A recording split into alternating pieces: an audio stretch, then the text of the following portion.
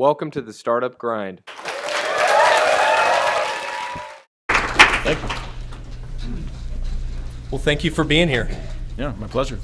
So you were in Las Vegas, for those that are listening or watching online.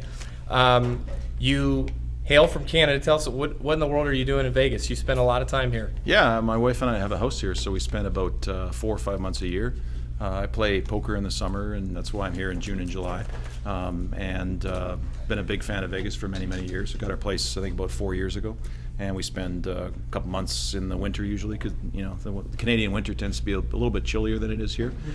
Sometimes very cold, and usually a few weeks on and off through the rest of the year as well. But I've always been a big fan of the city, so made a lot of good friends in the last few years, and it's a real pleasure. I'm trying to get more connected, I think, with the entrepreneurial community and the tech, the medical, the social entrepreneurship space here as well. So it's exciting to be here. What makes Las Vegas special, for entrepreneurs or for people that are looking to create here? What strikes you as opportunity specifically here versus other places around the world? I think you can do, honestly, I think I'm very location agnostic, so I'm the wrong person to answer that question probably, because I think you can do cool things anywhere.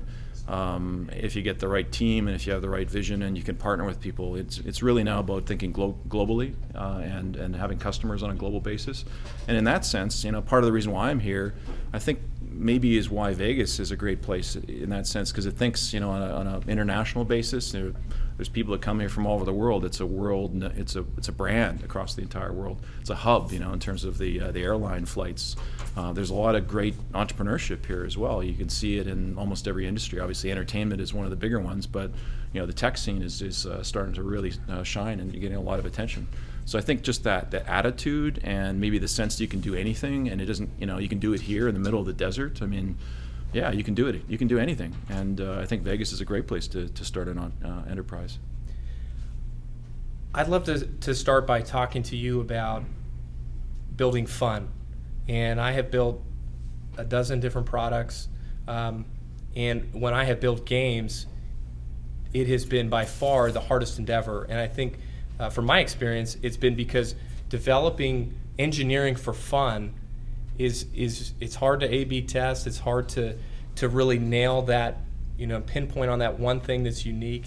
And I wonder if you could talk to us through that process of when you started to build games, or when you started to create fun. What was that process like? Walk us through the steps of that, and how an entrepreneur can create a fun product. Well, it certainly evolved. I think we got a lot of experience, and we added a lot of experience in terms of the people we hired over the years. So I can describe different phases in our evolution. When we started out, there was 3 medical doctors, and then one left to go back to medical practice full time, and there were 2 of us, and a bunch of great folks that were our first employees.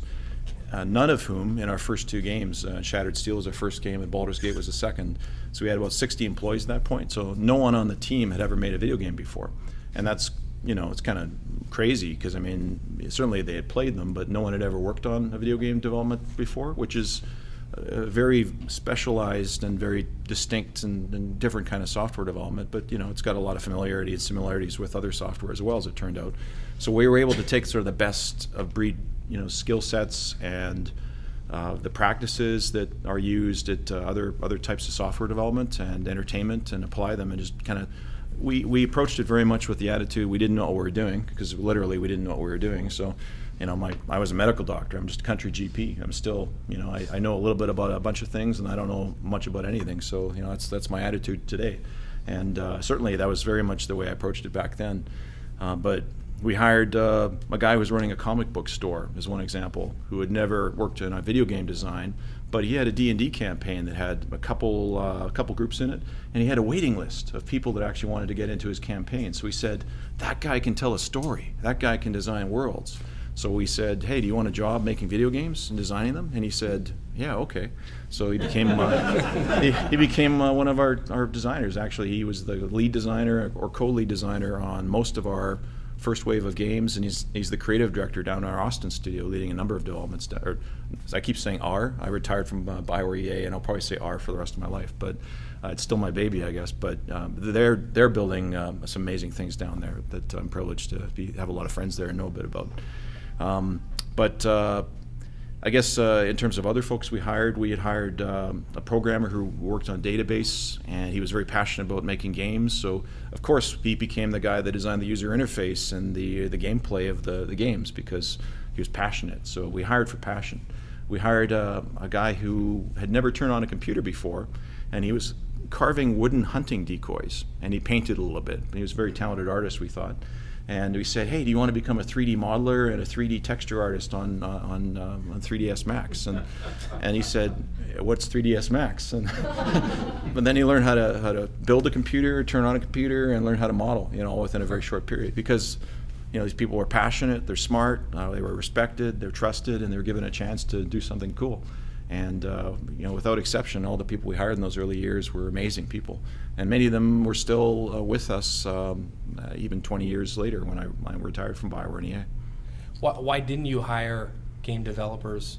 Why didn't you hire people that had built games? Were they not there, or did they not exist, or you just couldn't convince them? Or yeah, what? I think they existed, but they said, if to the extent we were able to reach them, they said, you guys are just a couple crazy medical doctors up in Edmonton, Alberta, and there's no video game development up there, so why, and I guess that was part of it. The other thing is we didn't really know how to reach that community at that time. We did later. We got connected with conferences and started attending and doing a lot of talks, and I found that was a great way to network. So it was a lack of brand, it was a lack of awareness, it was a lack of of recognition of the importance of bringing in some knowledge and skill as part of your team at the outset too. It would have been good to have a blend, I think, of people that were kind of new at it and also people that had some experience. But the result was we approached everything from first principles, and we always felt we didn't know what we were doing, which was true. So we always, we always tried to fail fast and learn and iterate, and those are things that hold entrepreneurs in good stead, I think. Yeah, I think it's very relevant to today, where in the Valley, it's almost impossible to hire an engineer. You're competing against a Google or Facebook. This is a global problem. It's not just a Valley problem. There's problems with it everywhere.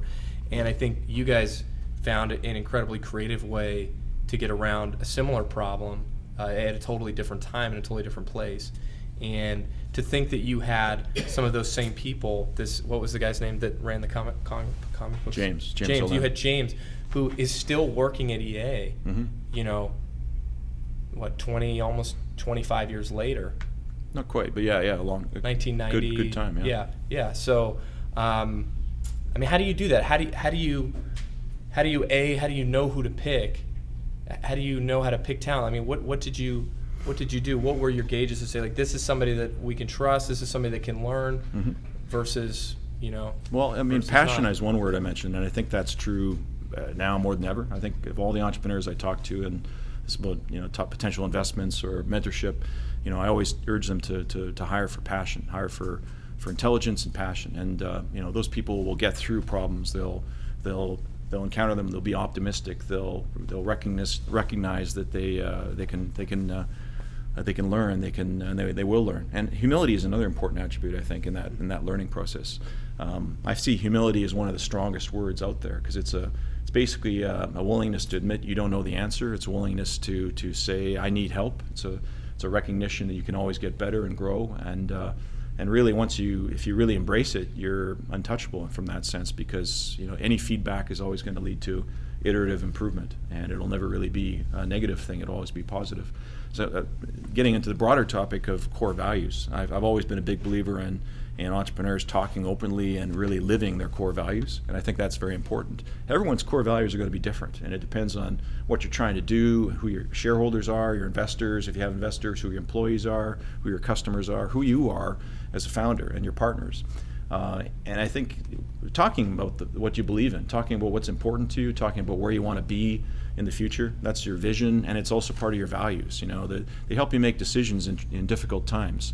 Often your core values will be complex and interrelated and even potentially conflicting with one another. For example, these are BioWare's core values, and they may not be the core values that are right for every enterprise, so just an example. But we talked about having quality in our products for our customers, quality in our workplace for our employees, and entrepreneurship or quality on our investment results for our investors in a context of humility and integrity. And there was a lot more discussion we had around each of those words, what it meant and how you lived it and how you made decisions based on it. But if you think about the quality in the products, the quality in the workplace, and the entrepreneurship, they're actually in conflict in some ways. It's like a Venn diagram with 3 circles, is how I used to draw it. And the sweet spot is in the middle, but that's a very difficult spot to stay in balance. But it's important to do that, I think, because if you're making really high quality products, your customers are going to remain loyal, and they're going to continue to buy your products long term, and they're going to be spreading the word, and it's going to be viral. They're going to tell their friends. If you have a very good quality of life, and it's not just a job, but it's a career, it's quality in the workplace, and a place where employees are respected and trusted and valued and empowered and incented well, and all the things you need to do to create a good quality in the workplace. Well, the employees are going to be loyal and they're going to stay with you. And if you have good entrepreneurial returns, your investors or your shareholders, in the early days of BioWare, that was basically all the employees because we had a share option plan. They'll be, happy, and they'll continue to support you in that sense, and you'll get more investment. But if you push quality in the workplace to an extreme, so that it's great, no one ever has to really do that much, well, you won't get the products made. You won't have an ROI. If you push the ROI and the entrepreneurial results, well, you're going to be pushing the employees, and you're going to be cutting the quality or cutting the corners potentially to get products out faster, short-term thinking, things like that. So you have to be thinking long-term there as well. And if you're pushing the quality in the products to the point where your employees are working, long shifts and they're never getting time off, and where maybe you spend too much money on the product, so your profitability drops, well, your employees wouldn't be happy, and your investors wouldn't be happy. So it's really about balancing all 3 of those. And for me, it was a big part of that was being very humble and being high integrity. And I'm not saying we were perfect at that, or anyone's perfect at that, because you can't be. But it's a recognition that you can always get better. It's a recognition of admitting when you're wrong and trying to improve it. Humility, I always saw it as sort of an inward-looking thing, and integrity was sort of an external looking perspective, where you're being honest with your key stakeholders, your customers, your employees, your investors, PR, the press, and so on. But those were BioWare's core values, and we would make decisions, and often they would be in times of crisis, based on are we aligned with our core values or not, and we would always try and balance them. How did you, in those times when things were on the line, or people's jobs were on the line, your company's on the line, how do you make that tough decision to maintain the values versus making potentially an easier decision to make an exception one time, or to just we're going to do this and then we're not going to do it again? How did you keep that? Well, I don't know if we were perfect at it, but we had a belief that if you were true to the core values, then it was create a more sustainable long-term environment, and in the end, the value of the company would go up. So for me, I was less concerned with the short-term results. I was more concerned with the longer-term results and trying to build value. And I felt the way to achieve that was to build brand value with our customers, our employees, and our investors. I think if you ask most gamers what best word describes BioWare games, the response that you will get is quality. And BioWare is and became synonymous with just great games. And in an industry that has 3+ year dev cycles at times, where a lot of people are working on a game for a long time, you got these huge shifts of, could be great quality of a game, not with BioWare, but other development teams or studios. Could be, great quality, could be terrible quality. And I wonder how you all approached the quality aspect of the games, and how you still continue to iterate and to prototype and to get feedback, even while building these console games that had very big very important deadlines, were extremely expensive, and when they shipped, they shipped. Mm-hmm. So how did you all look at quality? How did you maintain quality, game in and game out? Well, we took a balanced approach, I guess, of intuition and quantitative analysis at the end. At the beginning, it was much more qualitative, intuitive feeling of, is it ready? We played the games ourselves, and we would all play them multiple times before we released them. And later on, we added in marketing, we added usability testing in, we added a lot more iterative development. We added a professional quality assurance team in that was very, very good. They had a lot of automated testing. They had a lot of the best practices of some of that we saw from some of the enterprise software companies that were out there, and other developers, and as the mobile space took off and free to play and other markets. But the qualitative side, we never lost it. The intuitive side, playing the games ourselves, and we would talk openly about it. We would use a very collaborative approach where everyone's opinion was valued, no matter what their role was on the team or whether they're on a different team. And we tried to make sure that the feedback was taken in and heard. We didn't always address it, because sometimes we would decide that it wasn't a material enough issue that we didn't need to address it, and we didn't have time to address it and couldn't afford to address it, and so on. But where we could, we tried to address the issues we thought would have an impact on the consumer. And then in the quantitative feedback, we did a lot of usability testing, both with our publishing partners, and also we had usability labs where we would observe players playing the games. We would track their eye movements and their hand movements, and see what they're doing, and trying to optimize our interfaces and trying to optimize gameplay. We would ask them how they're feeling, trying to gauge emotional tension at certain points, seeing if we were succeeding in achieving what we wanted to achieve with the story arcs. We would look at every aspect of the game from that perspective. We had frameworks and structures that we kind of got to understand were part of how we built a BioWare game. We talked about story as one of the pillars of BioWare's games, and there's a lot of things that involved, like choices that were meaningful and impactful, and characters that you wanted to interact with and could interact with each other, and romance, and so on. And then there was another big pillar called exploration, and that was about exploring these vast worlds, or exploring a smaller area within a world, just basically helping to feel like you're an explorer, you're discovering new things. There was combat or conflict, where you were basically trying to conquer something, or solve a problem, or make your way through something in a tactical or strategic sense, and feel smart as a result of doing that. And all these pillars basically were a way of understanding the different features that you could pull forward to enable a player to feel like they had something cool to do at every moment. Progression and customization was another big pillar, and that was about progressing a character or customizing the appearance of that character, gaining new abilities, gaining new items, and all these pillars would work together in terms of basically activity chains, we call them, where one would lead to the next, and you'd always have something to look forward to. And I think a lot of great games have this attribute of there's always something to do, there's always a fun activity that's on the horizon to look forward to. And I think these principles, I know these principles are applicable to a lot of other software, having talked to a lot of IT developers in the last few years. Making a user interface engaging and fun, and using gamification and reward mechanics, trying to improve the interface, trying to improve their discovery, trying to increase their engagement with the software, and with your marketing, with whatever aspect of whatever you're surfacing to the player, to the consumer.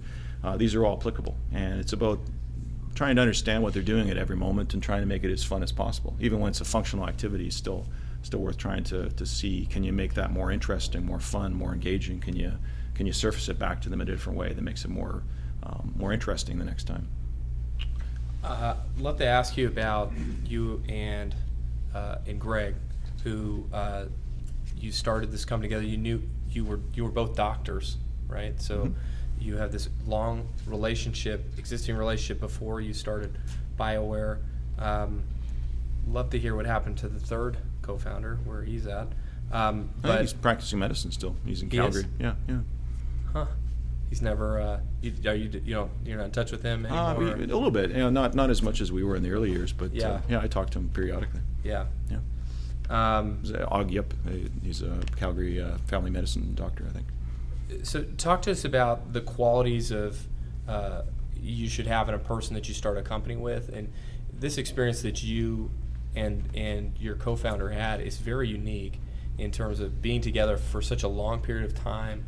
I've seen recent videos with both of you. You seem to not hate each other at all, which is quite unique. We still both say we're best friends, which is pretty amazing. That's a lot better than not hating each other. Almost like, I think the relationship is like brothers, kind of. Yeah. So we would certainly argue a lot sometimes, and we got better about doing it behind closed doors rather than kind of in the open office environment, which is what we did in the early years. But became a little more sophisticated about how we had our arguments. But we argued a lot, and I think some of the best decisions came out of those arguments where, one or the other. That's more like a married couple than the brothers, right? Well, brothers argue a lot too, I think. In public, though, we would still argue in public too, but just less, right? Okay.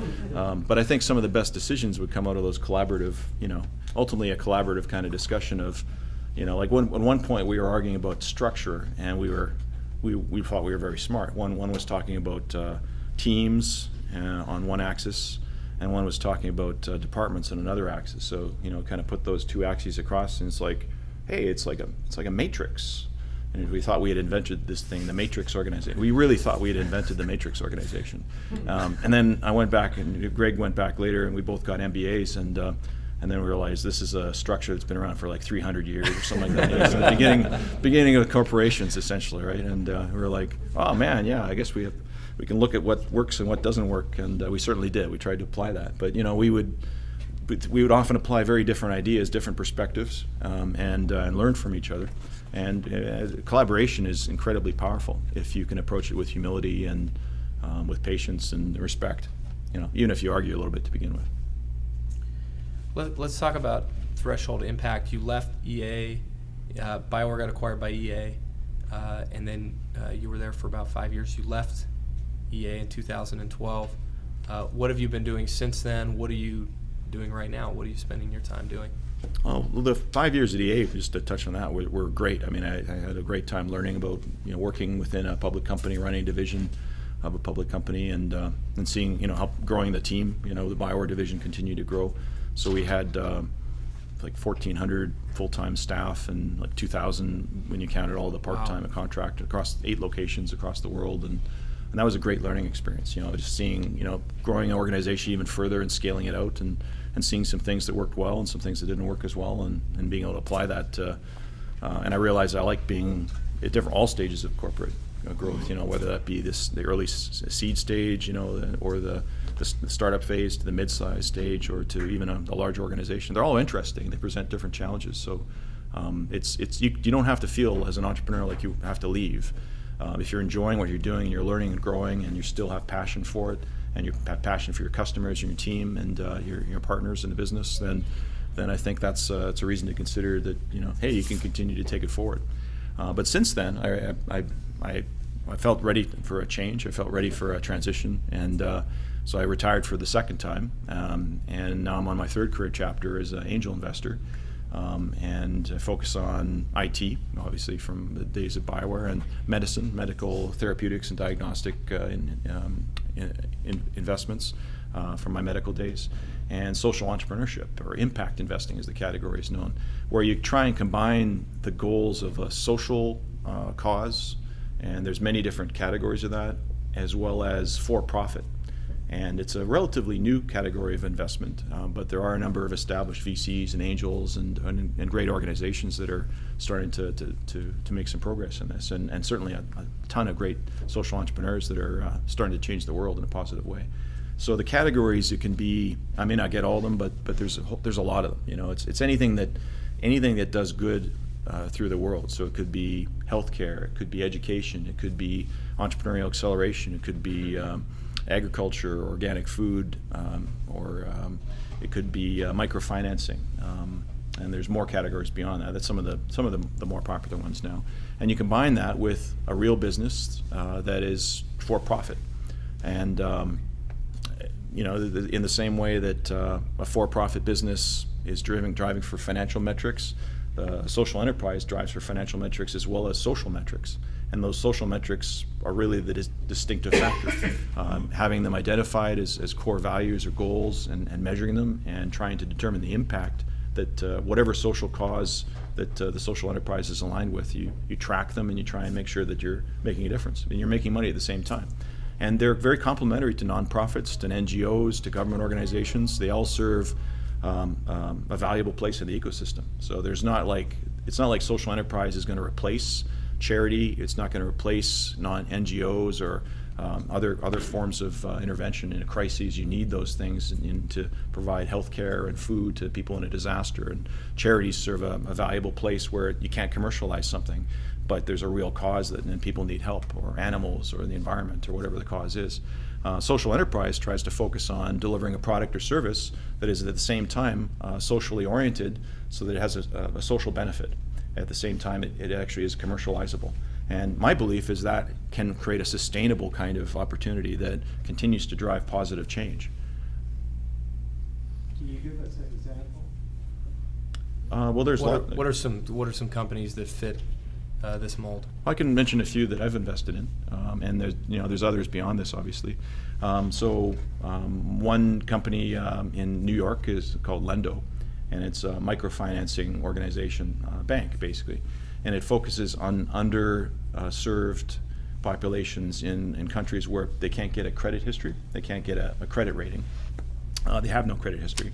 So they can't get a bank loan from a traditional financing organization. So there's literally no way someone that wants to be an entrepreneur or wants to help develop their education can progress because they can't get financing, or it's not easily accessible. They're not familiar with how to get it.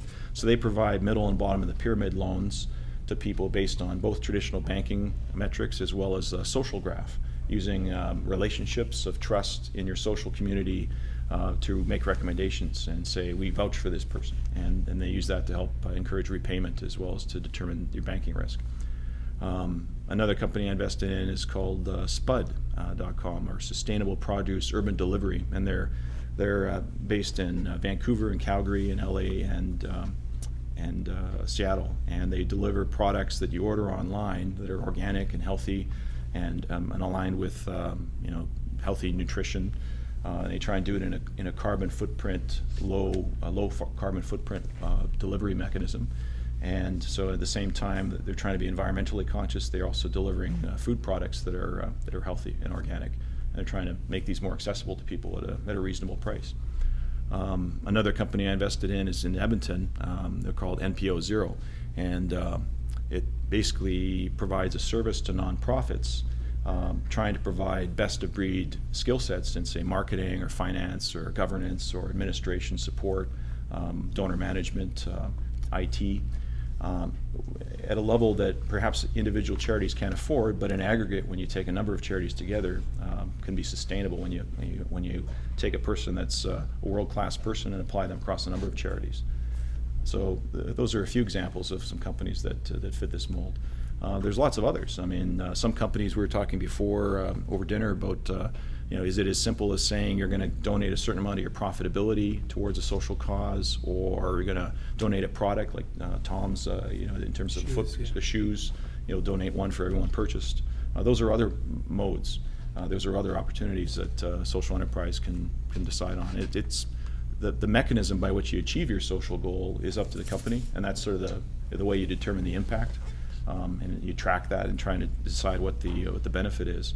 But I believe that if you align a product or service that actually has a social benefit, and it's in an area that isn't currently available to the consumers, but they're willing to pay for it, it's enabling them to do something they want to do and it benefits them, but they can't get access to, and it's for profit. That's a social enterprise. Like I would say, Startup Grind is an example of a social enterprise. It could be even more so if you had specific goals set out to enable in the developing world or minorities or people that don't have access to education or entrepreneurial mentors to get more access. Say, but it doesn't have to be that. And even the fact that you're empowering and educating entrepreneurs and bringing them together in a way that doesn't really exist in some cities is an example of something that has a social benefit and it's also for profit. So that's social enterprise. So it's a spectrum. There's a range of definitions. The definition of impact is by no means agreed by everybody. There's a lot of different ways to set out the measurement of that impact. I've done a lot of reading over the last few years, and it's clear to me that there's no standardized approach to it yet. But it's a fairly nascent investment space. It's a fairly nascent entrepreneurial space, and as a result, it's just getting going. So I think that'll coalesce over time. But there's a lot of great organizations you can get involved with if you're interested in it. One's called Endeavor, that's more focused on for-profit. social enterprise. There's Ashoka, which I'm a member of the Ashoka Support Network. They basically donates money to fellows across the world. So more focused on nonprofits. I would say, don't quote me on the percentage, but it's something like maybe 80% nonprofit focused, 20% for-profit. But mentorship is the idea, mentorship to entrepreneurs and helping budding entrepreneurs get the opportunity to flourish and do some cool things. There's some venture groups that are focused on this as well, like Acumen, Root Capital, Amidiar. I think MacArthur Foundation does a little bit of this as well. There's a lot of great people and organizations that are starting to recognize this is another path to achieve positive social change that is complementary to charities, to non-government organizations and NGOs and all the other outlets that are already out there. Yeah, I see this as being a huge trend that in 10 or 15 or 20 years from now, it will just be part of business. I mean, I see that, right now I think it's a very innovative thing to do. And, if you look at what the United Nations is doing in terms of promoting entrepreneurship globally, it is all around social entrepreneurship, 100%. And if I know for us, we get a lot of questions about this. Is it, are you nonprofit? Are you not? And I've spent a lot of time thinking about it. And, for me as an entrepreneur, of course I want to provide for our stakeholders, our shareholders, our families, but I want to do as much good as possible. And so I think finding a repeatable business model is the most scalable and long-term potential success of our organization. I wouldn't say we've exactly nailed it yet, but it's in that search of that kind of that product market fit that we can say, look, if we do more of this and it sustains itself, not can we just help tens of thousands of entrepreneurs or hundreds of thousands, we can help tens of millions, hundreds of millions. It's about 400 million entrepreneurs in the world. So what can we do that's sustainable long term, that can have huge impact across hundreds of millions of people, and that also takes care of our shareholders? And I think, I wonder for you, where is the balance? You talked about that the metrics and the impact, it's not defined what is the impact, but for you, is it? Well, it is defined on a per enterprise basis. Okay, so that's very important. Is that it's not standardized across everything. There's no standard definition of right. it. Say in the for-profit business world, there are more clear metrics that are seen as the standards of a successful business, and like all the metrics you learn in MBA school. But in the social enterprise space, I was referencing that there's no standardized definition because there's such a broad there's so many categories of social enterprise. But for each enterprise, each social entrepreneur, I think it's critical that they have clarity on what their metrics are and what goals they're trying to achieve, and they measure the impact and they iterate based on whether they're achieving those goals or not.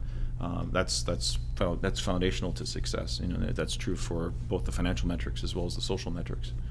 There's B Corporation, there's some impact organizations that are trying to define some standardized metrics that are worth looking at, and I think they're good reference points. But it's important. I always encourage the social entrepreneurs I talk to try and, for each of their own respective organizations to define those metrics and try and be clear on them. Let's talk about risk, and we're going to take some questions from the audience here in just a second. Our hashtag, by the way, is #StartupGrind.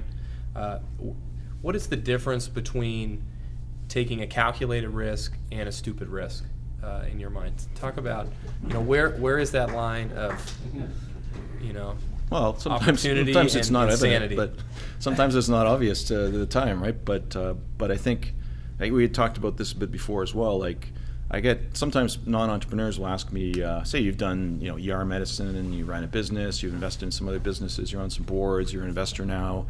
You must like taking risk. You must enjoy risk. And I'm like, I shudder. Literally, I shudder when I get asked that because I don't like risk. I actually hate risk. But I love managing risk. And there's a big difference. I don't know. The entrepreneurs I've talked to about this point, a lot of them seem to align with that just taking risks and enjoying taking the risk, that's more gambling. That's more, there's a thrill from that. That's thrill-seeking maybe. But entrepreneurs, you're always balancing the downside of the risk, and you're trying to minimize that while you're maximizing the upside. Nazim Nicholas Taleb has a good book, Anti-Fragile, on this topic. Actually, it's worth reading. Black Swan, he wrote before. It's a bit better known, but I like Anti-Fragile even better. It's on I have a list of recommended reading for entrepreneurs on my website on Threshold Impact. So, it's one of the ones I'd recommend for sure. And it's a lot about risk management, and it's about assessing risk in a smart way. He's a contrarian, so he's very provocative, and that's part of why I enjoy reading him. And it's worth checking out. You've got some great blog posts, and I really encourage people to take tonight or tomorrow and go read some of them. But you have a quote there, and that is that you say, fail, learn, and fail again, improving all the way until at last you succeed. Talk to us a little bit about this. Does everyone get a chance to succeed? Feels like sometimes all I'm doing is failing, and I never get to the succeed point. So am I not learning enough? Talk to us a little bit about that. Well, ideally you're learning something new in every endeavor, so now you're in an endeavor where you've succeeded, that you've achieved some impact, and it's scaling and growing. So were your prior experiences formative and useful for that? I would guess that they probably are. You've learned something and you've applied it. I'm chairing a mentorship program at the University of Alberta that's based on the MIT model for mentoring. It's called VMS, or the Venture and Mentoring Service. So it's an offshoot of MIT's program, which has been running for almost 20 years. And a very successful program. It's run like thousands of entrepreneurs through. It has a lot of mentors, a couple hundred mentors, a couple hundred entrepreneurs at any one time. So the U of A program is still in its first year. We have about 15 entrepreneurs and about 30 mentors, growing towards that in the next few months, and it's going well. But one of the things we focus on is the growth of the entrepreneur as the primary focus. So their venture is the crucible by which we provide feedback. But if they fail in that venture, the idea is that they bring another venture forward when it's ready to be mentored, and there's some attributes that have to be met there. It has to be identified as what the business is. It has to be, their main focus has to be driving forward and making progress. But assuming those things are there, then they're welcome back. And then the idea is that they'll learn something through each of these mentorship opportunities that they'll take forward to their next venture, so they are ultimately successful. And failure is only failure if you don't learn from it. But if you are able to take forward lessons and apply them quickly, faster, and ideally as little impact as possible, then it'll have a positive benefit on all the future ventures you get involved with. Let's give Ray a big, huge round of applause.